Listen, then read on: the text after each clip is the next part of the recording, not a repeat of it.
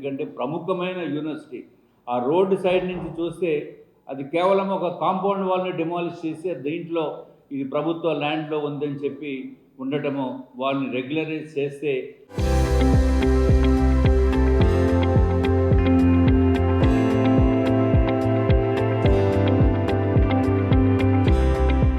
అది మనకి ప్రముఖమైన యూనివర్సిటీ కాబట్టి చాలామంది ఇతర దేశాల నుంచి పెద్ద పెద్ద వ్యక్తులు అందరూ కూడా దానికి రెగ్యులర్గా విజిట్ చేస్తున్న సిచ్యువేషన్లో దాన్ని ఆ విధంగా రాష్ట్ర ప్రభుత్వము చురుకైన నిర్ణయం తీసుకుని వెంటనే వారికి రెగ్యులరైజ్ చేస్తే సముచితంగా ఉంటుందని చెప్పి తెలియజేసుకుంటూ, ఇదివరకు ఏదైతే కౌన్సిల్లో ఈ తీర్మానం వచ్చినప్పుడు వైఎస్ఆర్సీపీ వారు పెద్ద ఎత్తున గలాటా చేసి ఇదేదో అన్యాక్రాంతం అయిపోతున్నట్టు ఆ విధమైన సిచ్యువేషన్ క్రియేట్ చేయడం అనేది కేవలము రాజకీయ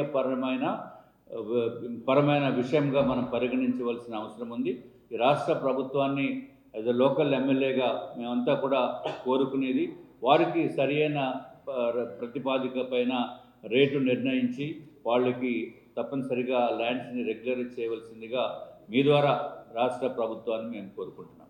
local to global news at your finger tips. మీ చేతిలో ఒక ఆయుధం. Download R TV app. Media legend Ravi Prakash is back.